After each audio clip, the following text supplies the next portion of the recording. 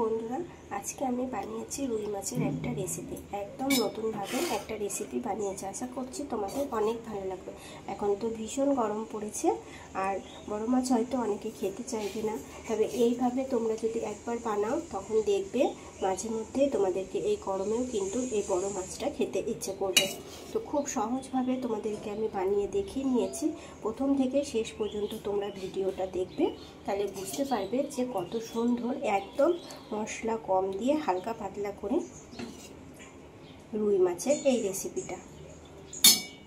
যারা এখনও তৈরি করনি এইভাবে রুই মাছের রেসিপি, তারা একবার হলেও বানিয়ে দেখো। আশা করছি অনেক ভালো লাগবে। নতুন ধরনের একটা রেসিপি।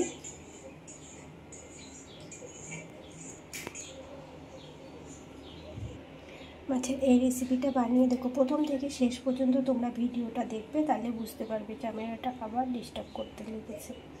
তো যাই হোক বন্ধুরা, লাস্টের দিকে দেখো। হয়তো বুঝতে পারছো না, আমি বুঝতে পারছি না। এখান থেকে না খুব ঝাপসা আসছে, কেন জানি না, হঠাৎ করে ক্যামেরাটা এরকম হয়ে গিয়েছে। তো যাই হোক, প্রথম থেকে শেষ পর্যন্ত তোমরা রেসিপিটা দেখে এরকম করে দুর্দান্ত সাথে মাছের এক রেসিপি তোমরা বানিয়ে নেবে। বন্ধুরা দেখো, এখানে আমি 4 পিস মাছ নিয়ে নিয়েছি, আর আজকে এই মাছ দিয়ে আমি নতুন স্বাদের একটা রেসিপি বানাবো। এই 4 পিস মাছ দিয়ে আমি আজকে একটা রেসিপি বানাবো। তো প্রথমে দেখো, ভালোভাবে আমি মাছটা ধুয়ে নিয়েছি পরিষ্কার করে। দেখো, এই যে আমি লবণ দিয়ে নেব। এখানে লবণ দিয়ে নিলাম, কিন্তু আমি হলুদ এখানে দেব না। লবণটা ভালোভাবে মাছের সাথে আমি মাখিয়ে নেব, দুই সাইডেই খুব ভালোভাবে মাখিয়ে নেব।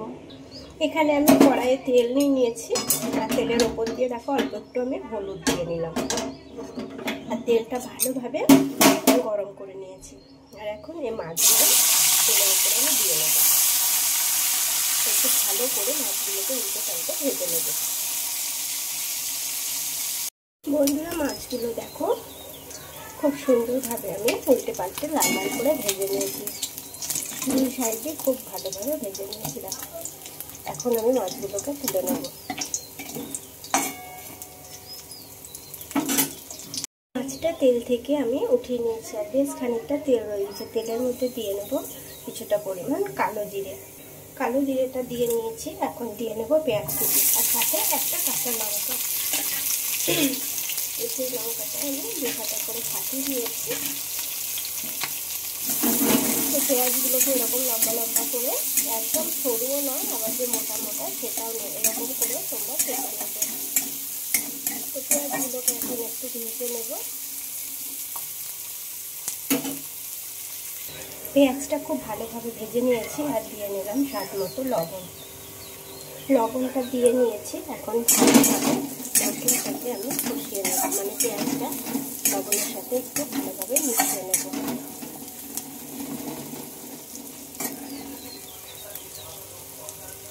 তো খুব ভালোভাবে মিশিয়ে লবণটা আমি পেঁয়াজের সাথে মিশিয়ে নিচ্ছি। আর তারপর এখানে মশলা, এখানে নিয়েছি আদা, জিরে আর একটু ধনে, আর সাথে নিয়েছি খানিকটা পোস্ত। মানে অল্প করেই নিয়েছি, যেহেতু মাছটা তো কম, অল্প করেই এটা বানাচ্ছি আমি, সেই জন্য পোস্তটাও আমি অল্প করে নিয়ে নিয়েছি। একসাথে আমি সবগুলো বেটে নিয়েছি, এখানে কোনো রসুন ব্যবহার করিনি। এইটা দিয়ে নিলাম। এবার ভালোভাবে মশলাটাকে কষিয়ে নিতে হবে। তো দেখতে থাকবো প্রথম থেকে শেষ পর্যন্ত। বন্ধুরা দেখো, মশলাটা খুব ভালোভাবে আমি কষিয়ে নিয়েছি।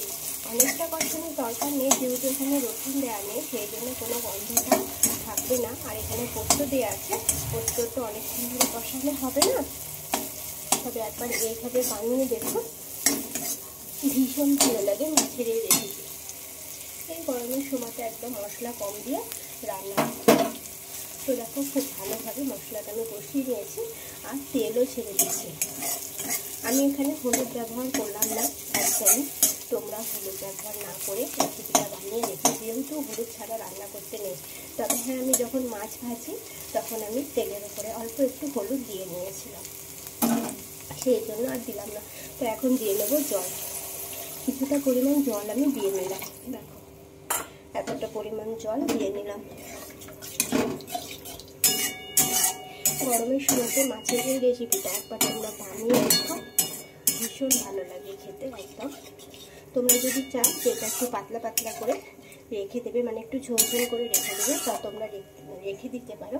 আবার যদি ভাবো যে না একটু এটা মাখো মাখো করে নেবো, তো মাখো মাখো রাখতে পারো।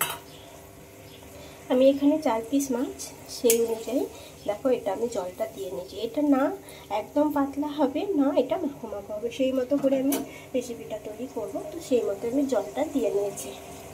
এখানে দেখো মাছ ভাজাগুলো, আর এই যে মাছে যেহেতু আমি একটু হলুদ মানে মাছে মাখাইনি, তেলের ওপরে দিয়ে নিয়েছিলাম, তো সেই জন্য দেখো হলুদটা এখানে হালকা হালকা আছে, তো সেই জন্য ঝোলে আর আমি এক্সট্রা করে হলুদ ব্যবহার করলাম না।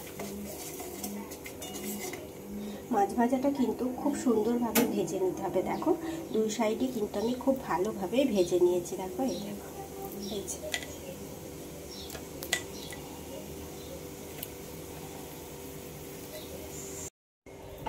ঝোলের মধ্যে জালটা উঠে গিয়েছে। দেখো এই দেখো, আর পেঁয়াজগুলো কিন্তু ঠিক এরকম হালকা হালকা একটু কাঁচা কাঁচা ভাব থাকবে। দেখো কিন্তু সেদ্ধ হয়ে গিয়েছে, দেখে মনে হবে পেঁয়াজগুলো হয়নি, কিন্তু পেঁয়াজগুলো কিন্তু খুব ভালোভাবে।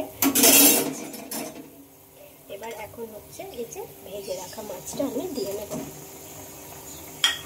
ভেজে রাখা মাছটা দিয়ে নিলাম, আর একটু এটাকে আমি চাল করে নেব।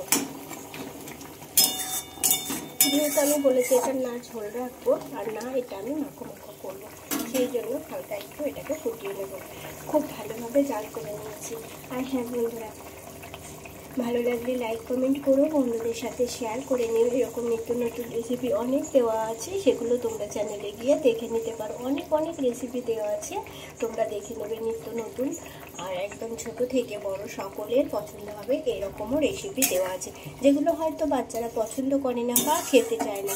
অনেক টাইপের রেসিপি দেওয়া আছে, সেগুলো একবার বানিয়ে দিলে বাচ্চারা তখন খুব সহজেই খেয়ে নেবে। সেই জন্য বলছি বন্ধুরা, খুব সহজ এবং মজাদার মজাদার রেসিপি দেওয়া আছে, তোমরা চাইলে দেখে নিতে পারো। আর নতুন বন্ধুদেরকে বলছি প্লিজ তোমরা চ্যানেলটিকে সাবস্ক্রাইব করে নিও। ভালো লাগলে লাইক কমেন্ট করো, বন্ধুদের সাথে শেয়ার করে নিও। দেখো মাছের রেসিপিটা একদম রেডি হয়ে গিয়েছে। এখন এটা আমি নামিয়ে নেব। তো চলো এখন এটা আমি নামিয়ে নিচ্ছি। আজকে আসি, আবারও আসবো আমি নতুন কোনো এক রেসিপি নিয়ে।